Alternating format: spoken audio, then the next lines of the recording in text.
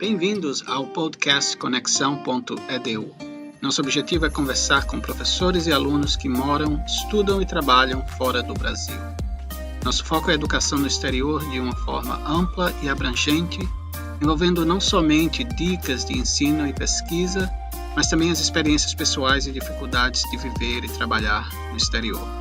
Eu me chamo Rodrigo Serrão e sou professor de Sociologia do Hope College, que fica no estado americano de Michigan. No episódio de hoje conversaremos com Isabela Taffarello. Isabela é brasileira americana e estudante do segundo ano de Engenharia Elétrica no Hope College. Além das atividades acadêmicas, Isabela trabalha na biblioteca, onde ela auxilia os estudantes a fazer pesquisas bibliográficas. Ela também faz parte do programa Phelps Scholars do Hope College e durante o verão ela trabalhou como diretora estudante do programa e assistente de professor. Bem-vinda, Isabela Taffarello, ao podcast Conexão.edu. E aqui a gente conversa sobre questões da universidade, questões de ensino, de pesquisa e também a experiência de professores e alunos brasileiros no exterior, seja nos Estados Unidos, como eu tenho feito ultimamente com professores que ensinam aqui, que são do Brasil, e agora com alunas ou alunos brasileiros que estudam fora. A princípio, aqui no Hope College, que é a instituição que eu dou aula e também a instituição que você está estudando agora, mas também mais na frente com alunos em outros países e também em outras instituições aqui nos Estados Unidos. Seja bem-vinda. Muito obrigada, eu estou feliz de estar aqui. Ok, então vamos lá. Eu vou começar direto ao ponto. Eu queria saber um pouco sobre você, primeiramente, já que as pessoas não conhecem. Então vamos lá, diga de onde você é, o que você estuda, em que ano você está, essas coisas assim mais iniciais. Fala um pouco sobre você. Beleza. Bom, meu nome é Isabela, né? Como já foi introduzida, eu estou indo para o segundo ano da faculdade aqui em Hope College. É uma faculdade em Michigan. E eu estou estudando Engenharia Elétrica. Como aqui eu posso ter um minor, que seria uma concentração assim, menor da minha formação? Eu estou pensando em fazer um minor em artes ou em física, mas isso tem um tempo de decidir isso daqui uns anos ainda. E é isso, eu nasci em Michigan, mas os meus pais são brasileiros, então eu acabei de vir do Brasil, então eu estou aqui considerada como uma aluna internacional, no caso, porque minha formação acadêmica até então, ensino fundamental 2 e ensino fundamental 1, foi no Brasil. Então, eu estou aqui, me considero brasileira e estou feliz de ser uma estrangeira, não estrangeira no país.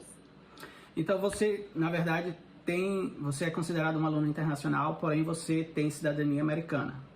Sim. Uhum. Isso não é comum, então assim, a gente vai falar um pouco sobre as questões de documentação e etc. em relação aos alunos brasileiros que vêm para cá, mas no seu caso vai ter alguns caveats, né? alguns parênteses que a gente vai abordar, mas antes de chegar lá, então, você falou que terminou o primeiro ano e vai começar o seu segundo ano. Exato. Ok, e você nasceu aqui em Michigan mesmo? Sim. E... Pode falar. Pode falar. Não, vai lá.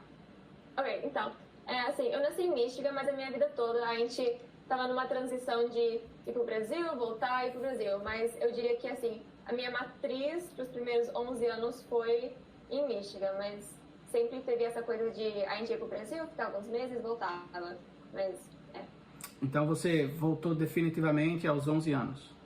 Aham. E você... Aí fiquei 7 anos direto no Brasil, sem voltar.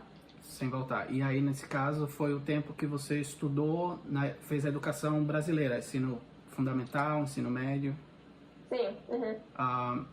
E aí, você decidiu voltar para os Estados Unidos. Por que essa decisão?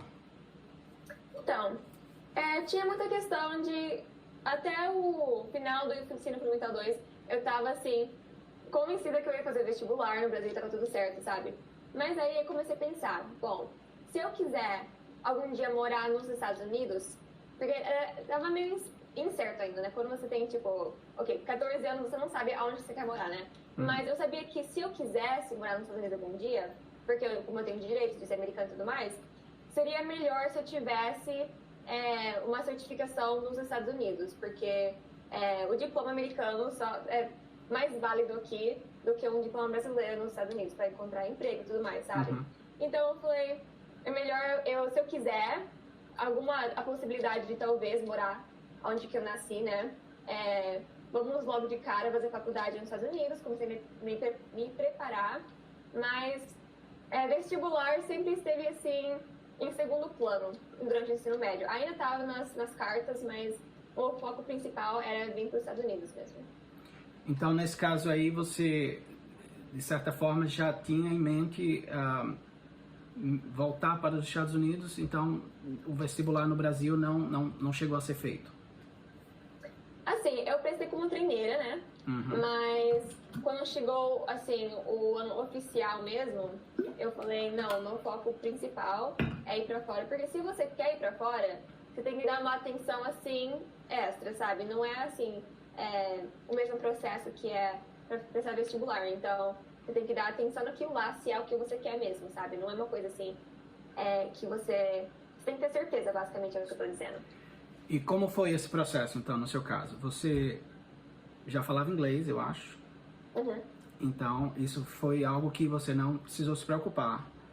Mas também, como cidadã, você também não precisou fazer algumas coisas que um brasileiro precisaria, no caso.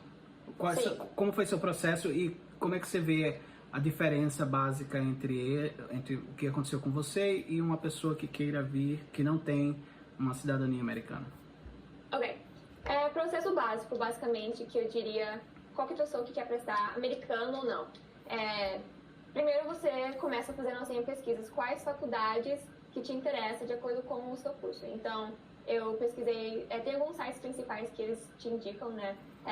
Isso é tipo informação livre na internet, gente. Tipo, você pesquisa ou pelo College Board ou pelo Niche, de acordo com...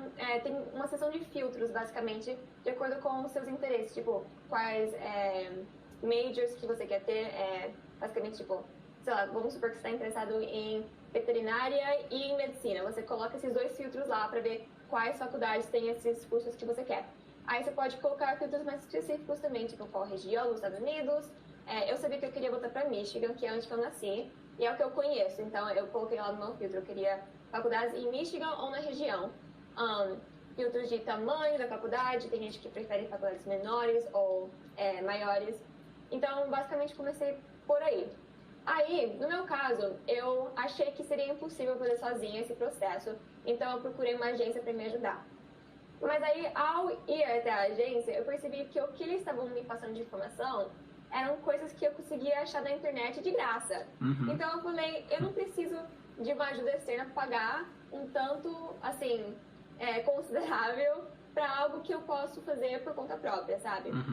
Então, eu deixei aquilo lá de lado e eu comecei a olhar para o meu Common Application, que seria mais ou menos como se fosse um formulário, quero dizer, onde você escolhe as faculdades que você quer. Assim, depois que você já tem a sua lista, você pesquisa no Common Application, vê se eles aceitam, se a sua faculdade aceita esse tal formulário.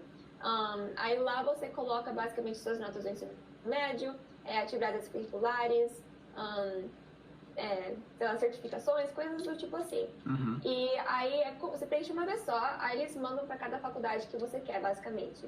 Então, depois que eu achei as faculdades que eu queria, eu coloquei no Common Application, aí que eu fui ver que eu tinha que fazer provas.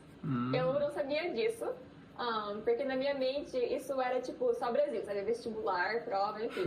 Mas eu descobri que existe uma espécie de Enem americano, é o que eu gosto de chamar, o ACT e o SAT. Elas são basicamente, você faz um ou outro, você não precisa fazer os dois. Mas é basicamente uma prova para teste de conhecimentos básicos. Não é tão elaborado que nem um vestibular. É basicamente só inglês, matemática, leitura. Se você fizer o ACT, tem uma área de ciências. Mas a área de ciências deles é mais uma interpretação de gráfico, eu quero dizer, não é uma... você não precisa ter conhecimentos muito específicos de ciências. Então, foi basicamente isso aí, as provas que eu tive que fazer. Mas eu sei que quando você não é americano, você tem que fazer um teste de proficiência da língua inglesa. Então, acredito que tem alguns testes que você pode fazer, depende da faculdade que você está prestando. Eu sei que tem algumas que aceitam, tem uma prova do Duolingo, aparentemente, umas amigas minhas me contaram. Tem uma prova do Duolingo, tem o TOEFL, IELTS, enfim. Tem várias provas que testam as áreas de conversation, escrita, listening, enfim, essas áreas principais para ver se você conseguiria acompanhar uma aula nos Estados Unidos, porque não adianta você chegar aqui com conhecimento mais ou menos de inglês, porque vai te prejudicar, basicamente, se você chegar aqui sem ter o conhecimento, inglês. Pode falar. Eu ia te perguntar, só voltando um pouquinho sobre o Common Application, que nesse caso aí você falou que você preenche essa Common Application e ela é enviado para todas as universidades que você está interessada. E qual que é o site dessa Common Application? E esse já é algo que faz parte desse processo ou é algo, é uma empresa, assim, um third party, like uma empresa terceirizada que faz esse serviço, ou se você pode ir para cada universidade e evitar esse Common Application? Eu sei que ajuda bastante, né? Mas, assim, eu só querendo entender um pouco, porque eu sempre apliquei para universidades na pós-graduação, mas a graduação é um pouco diferente. Bom, eu sei que tem algumas faculdades que nem tem um Common Application, então não é, tipo, obrigatório você ir pelo Common Application.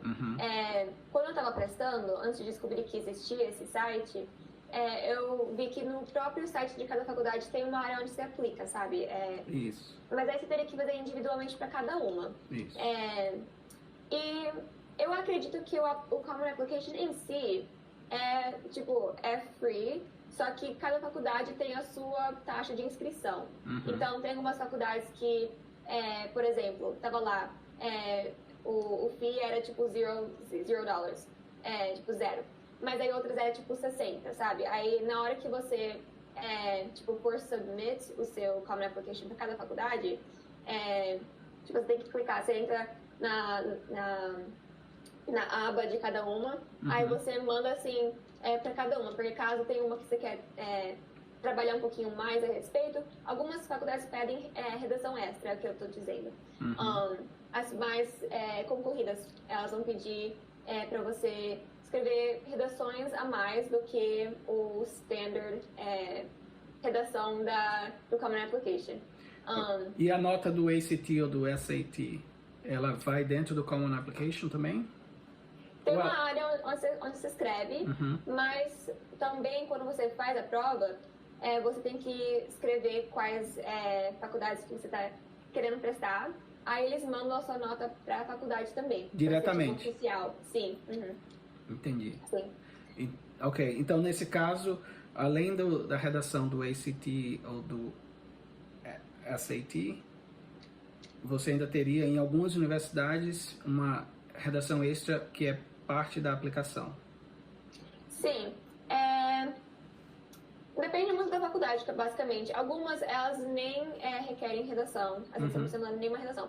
Só que a maioria delas exigem tem uma redação que é básica do Common Application, que é basicamente uma redação sobre você mesma. Não é uma redação estilo vestibular, onde que é tipo, escreve sobre, sei lá, crise hídrica, sabe? Não é uma coisa assim. É basicamente querendo descobrir um pouquinho sobre o aluno, porque várias faculdades não têm entrevista, sabe? Se não for uma faculdade muito concorrida, eles não vão te entrevistar para descobrir mais sobre você. Então, eles querem saber sobre o seu, tipo, como você chegou até aqui, basicamente, através da sua redação. Mas aí outras, elas pedem para você escrever sobre coisas, por exemplo, por que você quer fazer tal curso, por que você quer vir para essa faculdade especificamente. Mas a redação geral não é sobre isso aí, é basicamente sobre você e o seu desenvolvimento como uma pessoa na sociedade, basicamente. Entendi. Aí, o ACTs e o ACTs não é obrigatório fazer a redação também. Você pode, tipo, optar para não fazer. E, na verdade, isso aí é, tipo, o standard, o padrão é não fazer redação. Se você quiser fazer redação, você tem que pagar uma taxa a mais. Porque não é, assim, o padrão, basicamente. Entendi. Então, no caso, uma vez que você tem essa application, aí ela é enviado para as universidades, mas você não precisa escolher o seu major nesse momento, não é isso? Não precisa. Tem algumas faculdades que gostam de saber qual que é o seu major, só para ver, assim, né, para ter uma noção do que a galera tá prestando, basicamente. Uhum. Mas você não precisa declarar qual que é o seu major. Você pode ter uma opção de colocar não estou decidida ainda, basicamente. Uhum. Mas quanto mais cedo que você tiver uma noção, mais ou menos, só da área, já é melhor para a faculdade poder dar para você um advisor da sua área. Basicamente, alguém que vai te orientar desde o começo. Então, é recomendado você ter uma noção básica. Então, nesse caso, por exemplo, quando eu dou aula para introdução, por exemplo, que você vai ser minha aluna esse semestre, várias pessoas sabem o que é que elas querem, mas tem aquelas pessoas que estão undeclared ou undecided, né? Que não declararam ainda ou estão indecisas. E, de fato, essas pessoas, no meio do curso, ou em algum momento, elas vêm perguntar um pouco mais sobre sociologia e tal, como é que faz para entrar, porque se interessam pelo assunto. Mas, em que momento o aluno tem que declarar o seu major? E explica um pouquinho o que é major em relação ao Brasil, os cursos lá, mais ou menos. Ok. Então, é um pouquinho diferente do Brasil, onde que quando você presta a faculdade para o vestibular, você tem que prestar para o curso específico, sabe? Uhum. Aí tem tantas vagas, aí você entra ou não naquele curso. Aí se você quiser sair do curso, tem que represtar vestibular, começar de novo. Ou, às vezes, tem alguma brecha para conseguir transferir, mas é assim, enfim, não é o padrão no Brasil.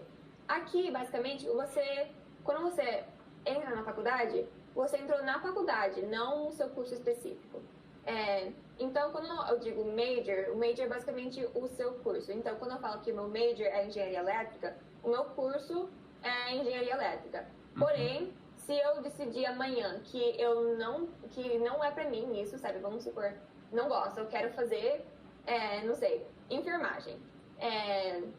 Eu teria que preencher um formulário lá pra faculdade que eu quero transferir de curso, aí eu estaria transferindo para outro major. Uhum. Aí, aqui tem um negócio que você pode double major, ou seja, fazer você faz tipo 2 cursos ao mesmo tempo, de paralelo, ao mesmo nível de importância no seu degree no final. Enfim, aí eu poderia, por exemplo, no meu caso, fazer ciência da computação e engenharia elétrica como 2 majors tipo, equivalentes. Mas vamos supor que eu quero fazer ciência da computação também, mas não no mesmo nível. Eu quero ter só uma noção assim mais básica, geral, para poder aplicar na minha engenharia elétrica. Aí eu posso falar que eu quero fazer um minor de ciência da computação. Então eu faria um major de engenharia elétrica com um minor de ciência da computação, porque os dois se complementam.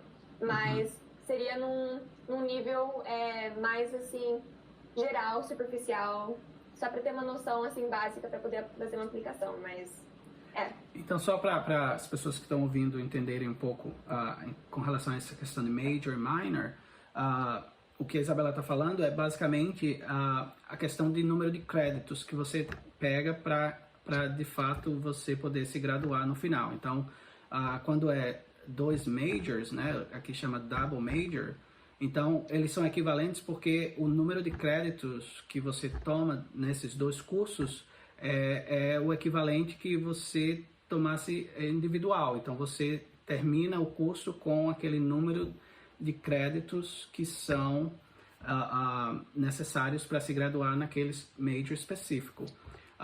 algumas classes que não são, por exemplo, do currículo base do curso, então você pode, como a gente chama aqui, double dip, que você aí, nesse caso, vai tomar uma classe que vai servir para os dois cursos, e aí você pode, nesse caso, usar como crédito, porque você não vai fazer 8 anos, por exemplo, para se graduar, você não vai precisar de 8 anos, você vai precisar um pouco mais de tempo, mas você vai se graduar num tempo hábil para você continuar a sua vida sem, indo para uma pós-graduação ou indo direto para o mercado de trabalho. O minor, nesse caso, é um pouco menos de crédito, então você precisa de um número de crédito específico para um determinado curso, que você chegando nesse número de créditos, então você já tem a condição de se graduar com um minor naquele determinado curso. Então é um pouco mais ou menos essa questão aí, que é bastante interessante e diferente da realidade do Brasil, né? No Brasil você escolhe um curso, normalmente no início, ali no momento do vestibular, e raramente você transfere ou sai. Claro que é possível, mas existe uma perda também de tempo aí nesse processo, e dependendo do caso, até você precisa voltar ao processo do início para começar a fazer um novo vestibular, porque ele está ligado especificamente àquele curso. Deixa eu te perguntar aqui, com relação agora, vamos falar um pouco sobre a sua vida aqui, a vida acadêmica, e também sobre as questões do Covid, né? Eu acho que isso deve ter mudado algumas coisas em relação à sua vinda. Você chegou no meio da pandemia. O que foi diferente? O que você acha que foi diferente? Ou em relação Bom, eu não sei se você teve outra experiência em termos de vir para fazer comparações, mas em relação até mesmo as suas conversas com as pessoas do Hope College, como que a pandemia impactou esse seu processo e em termos de ou de facilitar ou de certa forma ser mais uma barreira para você ter que transpor? Ok, então eu acho que de certa forma, quando eu estava assim, o processo de, assim, eu já passei, mas eu tô mandando documentos e tudo mais. Eu acho que a faculdade foi mais leniente em termos de traduções de documentos, porque a gente não podia sair de casa para poder fazer essas coisas com tanta frequência, sabe? E até porque a faculdade também estava trabalhando, assim, remoto na época, então os funcionários da faculdade estavam trabalhando de casa. Então eles não tinham, assim, os recursos que eles geralmente têm para poder ajudar os alunos. E outra coisa também, como eu estava no Brasil na época, né?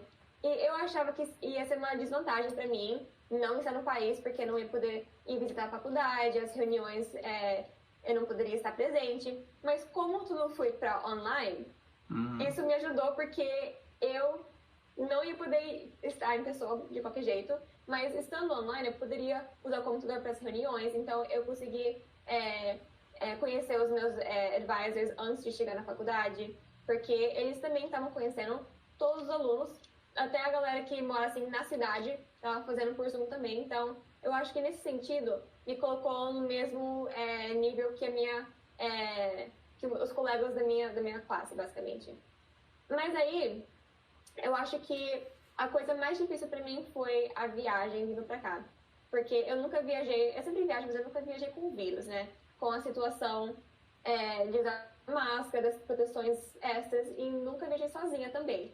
Então, nem os meus pais sabiam como me orientar direito em o que ia acontecer no aeroporto, porque eles também não sabiam, sabe? Então, a minha mãe ia vir comigo, mas aí o voo dela foi cancelado. Tipo, eles cancelaram as nossas... os tickets, porque o que nós concluímos é porque minha mãe não é americana. E na época tinha uma barragem de quem não é americano não pode entrar no país. Bom, quem era brasileiro, no caso, não podia entrar no país. Então, a minha mãe não pôde vir comigo. E eu falei, tudo bem, eu vou conseguir dar conta, né? Mas eu consegui dar conta, no caso. Só que a viagem foi muito mais longa do que precisava ser. Foi 23 horas de viagem de avião, porque eles ficavam cancelando os meus voos. Então eu tive que fazer um caminho totalmente diferente. Eu peguei 4 voos para vir para Michigan, que não é o padrão do Brasil para os Estados Unidos, de jeito nenhum. Aí quando eu cheguei na faculdade, me colocaram de quarentena por 2 semanas, mas eles também nunca tinham tido a experiência de colocar alguém de quarentena, porque eu era assim a primeira classe que estava voltando, desde que colocaram todo mundo online, basicamente. Então, essa experiência em si foi interessante. O meu orientation, que é basicamente alguns dias onde a faculdade meio que explica para os alunos novos como que funcionam as coisas, como chegar até a sua classe, coisas do tipo assim. O meu orientation foi tudo virtual. Então, eu não tive assim, uma orientação tão aprofundada quanto que era para ter sido. Então, eles basicamente saí de quarentena, fui jogada para a faculdade falando, tá, agora você meio que se vira, porque é entendível, eles não tinham tempo para fazer o negócio ser tão elaborado, porque, né? Mas de qualquer modo, as aulas começaram, metade virtual, metade em pessoa, presencial. Aí, quando era presencial, tudo de máscara, claro, distanciamento. Então, como as salas não são muito equipadas para distanciamento, eles fizeram alguns refeitórios, viraram sala de aula. Então, é um ambiente diferente. Eu não sei como que seria de outro modo, sabe? Mas disseram pra mim que geralmente não usam o refeitório como sala, mas, enfim. Eu diria que também foi difícil de fazer amigos no começo, porque é difícil interagir com as pessoas quando você não pode chegar perto delas. As máscaras também, você não sabe se a pessoa tá sorrindo, se a pessoa tá séria, sabe? E é uma coisa meio, assim, intimidante chegar pra alguém e tentar fazer amigos. Mas, em geral, a faculdade, ela tinha noção que a gente tava, tipo, tendo dificuldades sociais, então elas tentavam fazer tipo, reuniões por Zoom. O meu prédio fez algumas reuniões onde a gente comeu janta juntos pela câmera, sabe? Então, eles tentaram, mas eu diria que, em geral, foi realmente um ano estranho. Eu imagino. Para dar aula também, eu cheguei basicamente também nessa época de pandemia e tive que dar aula de máscara com um vidro na frente também e ter que estar monitorando o distanciamento dos alunos e também fazendo tipo, filmando com o meu computador e no Zoom e tendo alunos presenciais e tendo que, sabe, gerenciar tudo isso ao mesmo tempo. Foi muito difícil. Deixa eu te perguntar uma coisa. Em relação... Você, então, fez uma orientação, porque existe a orientação de alunos internacionais e a orientação de alunos americanos ou alunos locais. No caso, você participou das duas orientações ou só de uma ou de outra? Como foi esse momento de orientação para você? Então, a primeira orientação que eu fiz foi dos alunos internacionais, que foi quando eu estava de quarentena, no caso. Eu digo que foi menos mal tendo outras pessoas também comigo de quarentena, assim, em outros quartos e tudo mais, mas sabendo que eu não era a única pessoa no mesmo, assim, passando pela mesma experiência, sabe? Então eu passei por aquilo lá, mas geralmente é bem diferente do que eu fiz. Eles geralmente vão num passeio pelo estado de Michigan, eles conhecem os lugares turísticos, para eles conhecerem como que é a cultura aqui do estado e tudo mais. Mas a gente nunca teve isso aí. Eu acredito que esse ano os alunos novos vão ter o trip deles, o Explore Michigan Trip. Então eu estou feliz por isso. Mas não tive isso. Eles basicamente só explicam pra gente, assim, social cues, é o que você pode fazer aqui no país, o que você não pode fazer. Por exemplo, beijinho na bochecha, não... nunca faça isso aqui. Assim, abraçar pessoas também é meio assim... Americanos são menos afetivos nesse sentido de, tipo, expressar a sua afetividade. Então são coisinhas assim, sabe? Ou, por exemplo, tem alguns países que é super normal você ser grosso, tipo, ser direto, que é o que eles chamam. Mas aqui as pessoas podem se ofender com isso, sabe? Então, eles basicamente tentam quebrar essas coisas que a gente considera como normal, pra não ter situações constrangedoras quando a gente realmente interagir com os outros alunos. Então, por isso que a gente chega geralmente um pouquinho mais cedo, para ter esse momento de, gente, não faz isso aqui você pode fazer, se alguém fizer isso com você, isso aqui é normal nos Estados Unidos, sabe? As coisas tipo assim. Aí que os outros alunos chegam e a gente já tá mais, assim, preparados, eu diria.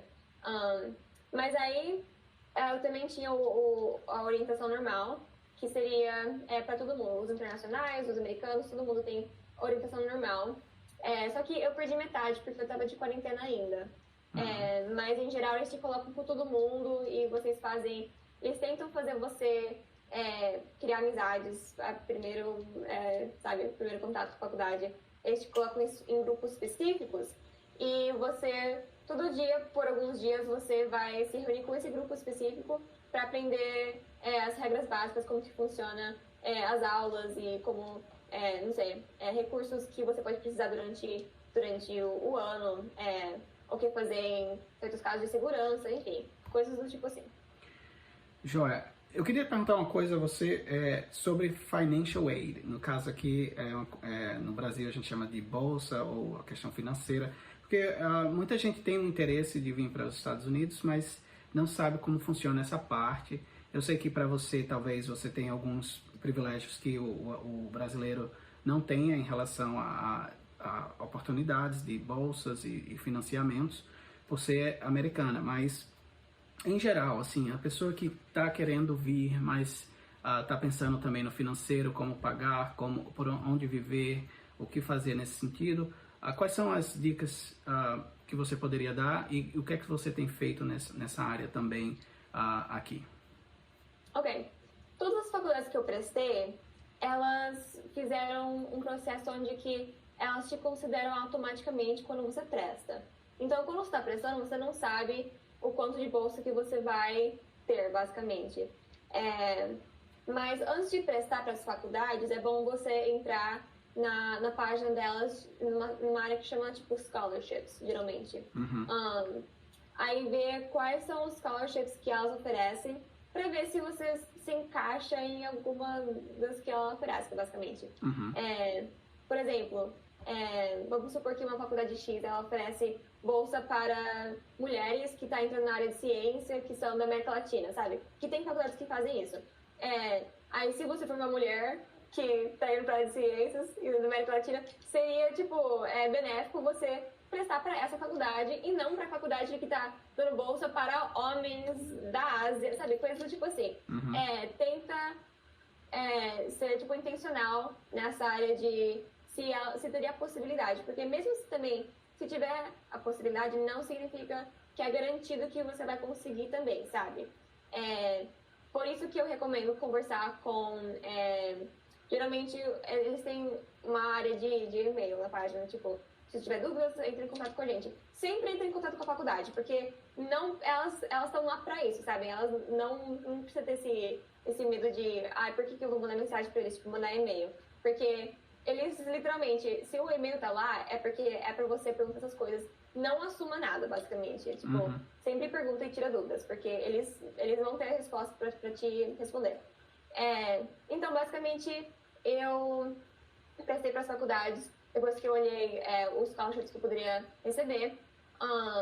Mas a diferença por ser uma americana e de quem não é americano, eu tenho oportunidades de receber bolsa do governo também, porque como eu sou, tipo, cidadã, eu posso receber, tipo, governmental financial aid. E também tem algumas bolsas que as faculdades também dão por ser americano também. Mas existe bolsas para todo mundo em geral, mas só estou dizendo que tem algumas que são específicas para ou empréstimos também, empréstimo do governo também é dado para americano. Enfim, aí, então, eu prestei para as faculdades sem saber quanto que eu ia receber de bolsa. Aí, depois que você passa, antes de você aceitar ou não, falar, tipo, eu quero ir para essa faculdade X, tem uma margem de tempo. Vamos supor que você prestou até janeiro, que geralmente é por aí, dezembro, janeiro, que é o official deadline, assim, para prestar. Geralmente, entre fevereiro, março, abril, é quando eles vão falar para você quanto de bolsa que você conseguiu. Aí em maio, geralmente começo de maio, é quando você tem que dar a sua decisão de se você quer ir ou não. Então é mais ou menos uma espera. Eu mandava e-mail para a faculdade perguntando, então, para eu responder se eu quero ir aí ou não, eu preciso saber quanto que eu recebi de bolsa. Mas aí eles falam para mim esperar, porque eles têm que analisar todo mundo que passou e, assim, distribuir de acordo com, né, as prioridades deles. Aí, todas que eu prestei, eu não tive que fazer nenhuma uma redação a mais, algo do tipo assim. Foi só o meu application mesmo que eu fiz, eu preenchi minhas informações. Aí elas dão bolsa de mérito ou bolsa por quem você é, assim, tipo, etnicamente ou enfim. Dependendo do que a faculdade valoriza, ou por condição financeira. Mas em geral, eu pessoalmente não fiz nenhuma etapa a mais, além do meu application, para ser considerada para as bolsas. Então, nesse caso, durante o seu processo de aplicação, você já estava paralelamente conversando com a universidade acerca da ajuda financeira que eles poderiam te dar. Sim. Houve alguma instituição no Brasil que te orientou nesse sentido? Ou você fez isso a partir do seu navegando os sites e os sites das universidades? Eu fiz tudo sozinha, porque eu não encontrei nada no Brasil que conseguiria me ajudar. Com certeza deve ter, sabe? Mas como eu estava fazendo esse processo durante o ensino médio, eu estava fazendo sozinha, eu não, assim, tive o tempo de ir atrás e procurar essas coisas. Então, eu diria que é super possível você fazer por conta própria. É estressante, eu diria que é mais estressante do que se você tivesse uma ajuda, assim, oficial. Mas, com certeza é possível. Eu não estudei em escola americana, sabe? Tem essas escolas internacionais no Brasil. Eu fiz ensino médio normal. Era escola particular, mas o meu ensino médio não ofereceu uma ajuda, assim, porque é um ensino médio brasileiro, eles não tinham um conhecimento, como tem alguns ensino médios que são equipados para isso, sabe? Então, eu também diria que você nem precisa ir para um ensino médio que tenha esse lado para ajudar você a ir para fora, para você conseguir ir para fora. Entendi. E agora vamos falar sobre o seu dia a dia. Você agora, além de ser aluna, a gente está aqui no período de verão, né? Aqui que é o que antecede o semestre que chama Fall, que é outono em português, mas que é o segundo semestre na cabeça do brasileiro. Ele pensa a segunda metade do ano, então é o segundo semestre. A diferença é que aqui agora é que vai começar o ano letivo, né? Então vamos começar agora em agosto, na verdade no final de agosto, e o ano termina em maio do ano que vem. E esse é o ano letivo, o ano acadêmico americano. Você chegou ano passado, então como é que foi em termos de atividades que você fez? Tanto atividade de lazer, como também atividade de emprego. Você conseguiu emprego, você trabalhou no campus, como foi ficar esses quase 4 meses aí do summer, né, que é o verão, no campus, né, sem voltar. Muitos alunos internacionais voltam aos seus países nessa época por conta do custo de viver fora durante esse período que você não está tendo aula. Então, me conta aí como é que foi nesse momento e o que é que você faz hoje e como é que você está se preparando para o começo do ano letivo. Então, primeiro, durante o ano letivo do ano passado, eu trabalhava no refeitório. É um emprego, assim, básico, você entrou na faculdade, refeitório. Porque você não tem os contatos ainda na faculdade, sabe? Aí, segundo semestre, esse foi o primeiro semestre. Segundo semestre, eu ainda trabalhei no refeitório, mas eu queria sair desse emprego porque é cansativo. Você fica lá de pé, dando comida para as pessoas, não é o trabalho ideal, mas se você estiver trabalhando no refeitório também, ok, sabe? Mas eu sabia que eu não queria isso para os meus 4 anos na faculdade. Então, eu mandei um e-mail para o diretor do programa que eu faço parte, que é o Phelps Scholars Program. Só rapidinho, o Phelps Scholars Program basicamente é um living and learning, ou seja, aprendizado e moradia ao mesmo tempo, que te ensina sobre culturas diferentes, diversidade, enfim. Toda essa questão de alunos internacionais sempre fazem parte do Phelps Scholars Program. Enfim, eu mandei e-mail para o diretor do programa e eu falei, eu reparei que vocês nunca postam no Instagram de vocês nada. Então, vocês querem alguém para, assim, gerenciar suas redes sociais? Porque eu percebo que ninguém tá postando nada e isso seria um bom jeito de vocês atrair mais, assim, visão pro programa. Então eles falam, é claro, se você quiser fazer isso, pode fazer, porque nós não temos tempo, se você quiser fazer, faz. Aí eu comecei a trabalhar com isso, eles me pagavam pra fazer postagens e repostar, responder comentários, enfim. Aí, como eu já estava envolvido com o programa, quando chegou mais pro final do semestre, eu estava conversando com eles, assim, sobre meus planos pro ano seguinte e tudo mais. Aí eles me perguntaram, você vai pra casa? Aí eu falei que não, por causa do vírus eu não posso voltar, porque vocês sabem que o Brasil não está nas melhores condições do momento com o vírus. E os meus pais acharam melhor eu ficar por aqui, que tá mais, assim, tá mais seguro a questão do vírus. Aí eu falei, beleza, eu vou ficar aqui. Falei para os diretores do programa que eu ia ficar em Michigan, mas que eu não tinha trabalho ainda, que eu não sabia o que eu ia fazer. Eles perguntaram, você já tem plano? Eu falei, não tenho, assim, eu não sabia onde eu ia morar, não sabia nada. Aí eles ofereceram trabalho para mim durante o verão, de trabalhar com eles como a diretora estudante para o verão do Phelps Scholars Program. O título não traduziu direito. É só essas palavras em inglês. Aí eu trabalho com isso ainda, né, durante o verão. Mas eles só poderiam me oferecer metade, tipo, de um carga horária half-time.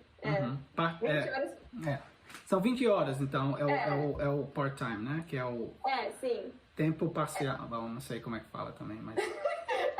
Então, eu trabalho 20 horas por semana com o Phelps Scholars Program, mas eles sabiam que, morando na faculdade no verão, eu tenho que pagar minha comida, enfim, aluguel na faculdade, que eu vou falar a respeito daqui a pouquinho. Aí eles ajudaram eu a encontrar um emprego na biblioteca também. Então eles falaram, já que a gente não pode oferecer as 40 horas inteiras, a gente vai te ajudar a te indicar para a biblioteca. Então eu também trabalho na área de... como fala em português? Referência. Referências. Na biblioteca. Então eu tô fazendo os dois empregos, de manhã, às vezes eu trabalho na biblioteca e à tarde no Phelps Scholars, ou assim, vice-versa. Mas enfim, eu estou me ocupando fazendo isso. Aí eu moro, no momento eu tô morando no dorm da faculdade, nas residências, no dormitório. no prédio, no dormitório. Mas pra maioria do verão, colocaram todo mundo em casas, que a faculdade aqui tem tipo, casas coletivas, basicamente, com outros alunos que tá ficando na faculdade, pra você não se sentir sozinho durante o verão, basicamente. Então eu morava numa casa com 10 outras meninas. Foi legal, assim, não ficar sozinha, basicamente, né?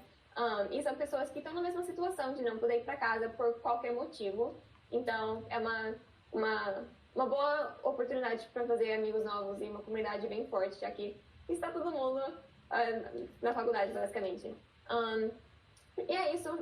Eu vou, semestre que vem, os meus planos de atividades assim, extras, além do trabalho que eu vou manter, só que com menos horas, eu pretendo fazer clube de dança latino-americana, porque eu falei, quero investir mais no meu lado brasileiro, então tem isso na faculdade.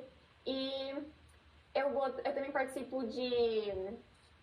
da Sociedade das Mulheres em Engenharia, que basicamente são um grupo de apoio, basicamente. Se as meninas precisam de alguma coisa, elas ajudam com montando minha grade escolar para os próximos semestres, vendo se eu estou no caminho para graduar em 4 anos certinho, sabe? E é isso. No caso, você ficou nessa casa com as 10 estudantes lá, eram todas alunas internacionais ou havia um mix entre pessoal local e também de fora? Então, tinha um mix, tinha várias meninas internacionais, acho que metade eram, porque várias pessoas não voltaram por causa do vírus, como eu falei, né? Mas eu diria que 50% eram internacionais.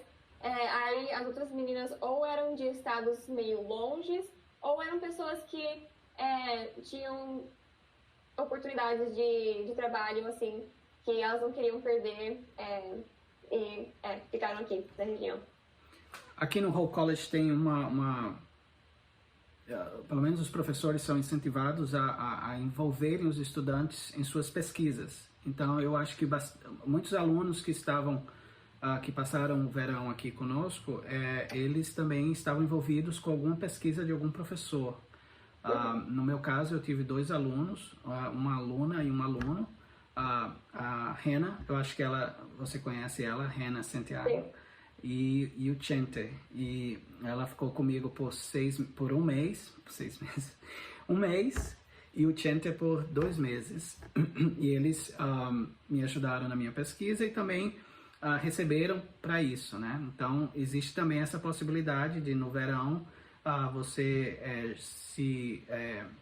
ser chamado por algum professor ou você mesmo se oferecer, caso a pesquisa do professor seja do seu interesse, para que você possa trabalhar com ele. Aí você agora...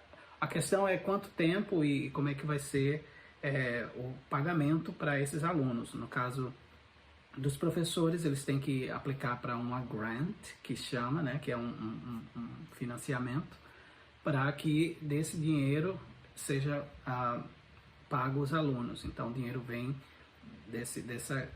A gente chama de grant aqui, mas é basicamente uma bolsa que é dada aos estudantes e também aos professores para fazer essas pesquisas. Você tem interesse de trabalhar em pesquisa com algum professor? Em algum momento, com certeza, sim.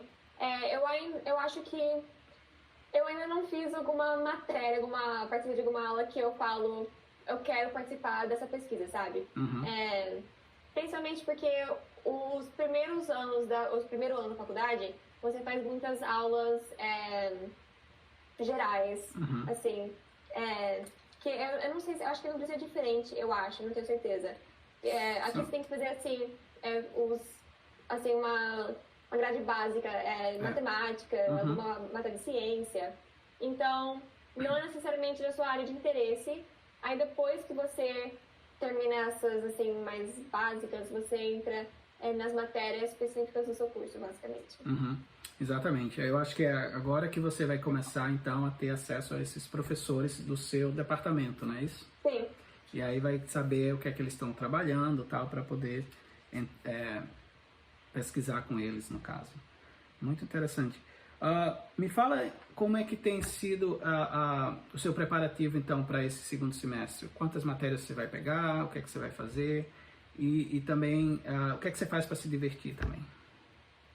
Então, eu estou fazendo 17 créditos, o padrão é 16, mas eu estou fazendo 17. Cada matéria geralmente tem entre 4 e 3 créditos, então eu quero dizer que são, tipo, eu não sei. Enfim, eu tenho, acho que 2 matérias de engenharia, eu vou fazer educação física, é obrigatório fazer educação física, pelo menos por um semestre, mas por causa do vírus, eles ainda vão fazer online. Ou seja, você pode fazer o que você quiser de exercício físico.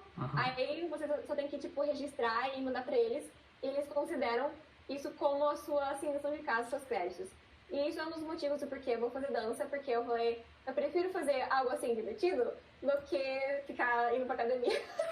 Enfim, mas se alguém, assim, ama fazer natação, eles podem registrar as suas horas de natação como o requerimento da aula. Que eu diria que isso é um plus, que só veio por causa do vírus, porque senão você teria que ir para um lugar físico com todo mundo, fazer, tipo, correr em volta da quadra, não sei. Enfim, não, pra mim isso não parece ser muito agradável, mas eu vou fazer isso aí no semestre que vem. Eu tenho o cálculo 2, que é requerido pelo pro meu major de engenharia elétrica, as duas de engenharia que nem eu falei, sociologia, enfim, eu acredito que são só essas aí. São poucas, mas assim, ocupam grande parte do seu tempo, eu diria. Tem laboratórios também. A maioria das aulas assim, dessa área de engenharia, ciências, enfim. Você vai ter um laboratório onde você tem que passar um tanto certo de horas fazendo ou experimentos ou aula prática, basicamente. Desde o começo, isso uma coisa que eu gosto muito da roupa aqui, tem aula prática de engenharia. A minha única aula de engenharia no primeiro semestre, a gente, assim, montou... a gente treinou como fazer cimento, a gente fez cimento...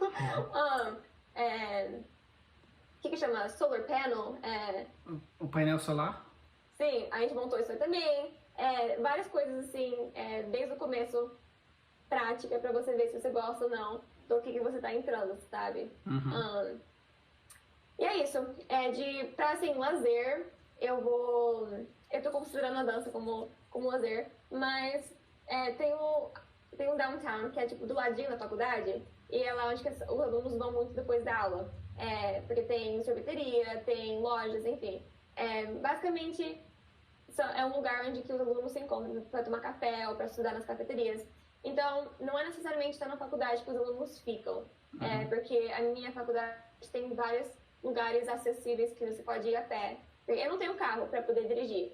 E muitos alunos aqui não têm carro. Muita gente acha que você tem que ter um carro para estar na faculdade, para ir para os lugares. Mas não, você pode, tipo, andar para onde você tem que ir. Mercado, tem mercadinho, pode ir a pé também. Enfim, Você estava aqui, ano passado você passou pelo inverno aqui também, né? Uhum. O que é que você acha? Foi interessante. Assim, eu já tinha passado pelo inverno americano, só que eu não lembrava. Não lembrava como que era a neve e como que era... Gente, neve enche o saco, sinceramente. Depois de um tempo, você cansa, você fica, já deu. É bonito, mas aí, com as máscaras, o meu óculos sempre no ambiente, embaça na hora. Uhum. Aí você não pode tirar a máscara para desembaçar o óculos, então você tem que, tipo, tirar o óculos para limpar. Enfim, as roupas de neve, tive que comprar bastante, porque eu vim no Brasil, trouxe moletom, achei que estaria ótimo. Não, gente, tem que usar manga longa, aí outra camiseta, aí moletom, aí casaco de inverno. Aí talvez você vai estar semi-quente, mas você ainda passa frio do mesmo jeito. Isso na parte de cima, né? Na parte de baixo, mais umas 3 camadas. Exatamente. E uma bota depois. Eu usava, tipo, 2 meias, aí a bota de inverno de neve, e aí no seu pé fica congelando. Então, neve é uma situação interessante pra se passar. Mas eu fiquei aqui nas férias também, nas férias de dezembro, né? Que foi menos mal, eu diria, porque eles colocaram todo mundo no hotel da faculdade. A faculdade tem um hotel onde que pessoas que visitam podem ficar e tudo mais, tem que pagar. Mas os alunos ficaram de graça porque eles estavam em construção ainda. Então... Tava em reforma, na verdade, ali. Tava de reforma. Isso. Então, a gente ficou lá, assim, de graça, enquanto eles estavam fazendo as manutenções e tudo mais. Então, eu não tive que sair muito do prédio, já que os meus amigos também estavam lá. Então, a neve não me afetou tanto, assim, durante as férias. Mas durante as aulas, ter que andar até esse prédio, quando tá nevando, enfim. Isso é uma boa consideração. Considera o clima quando você estiver escolhendo a faculdade, gente. Tá, eu tô ouvindo um barulho, você tá ouvindo? Como se fosse um... Tipo assim... Um relógio? Eu não sei, era como se fosse um barulho de fazendo som nas caixinhas de som. Eu não sei se foi eu aqui, se foi aí, mas tudo bem, eu espero que não tenha saído no áudio. Ok. Deixa eu te perguntar uma coisa. Você chegou aí no Lake Michigan? Eu cheguei, eu fui algumas vezes já, muitos alunos gostam de ir. Como lugar de hangout também, mas tem que ter um carro pra ir lá. Mas é muito bonito, gente. Parece praia. Eu fico chocada que é um lago. Você olha assim, parece que não acaba, sabe? Porque é gigante, gigante. Parece praia mesmo. No inverno também é bonito, quando o lago congela. O ano inteiro é bonito. É muito legal, né? Eu que sou da praia, então eu cresci em João Pessoa, na Paraíba, e lá eu ia surfar direto, então sempre tive junto do mar. E depois fui morar na Flórida, também o mar ali perto, lá em Tampa. Mas eu achei que quando eu chegasse em Michigan, né, eu não ia ter mais esse privilégio, mas acabou que o lake é igual à praia, exatamente. Tem areia, tem onda, tem tudo. Só é muito frio, né? Mesmo agora, nessa época, tá muito frio. Sim, a água não parece que não esquenta. Mas tudo bem.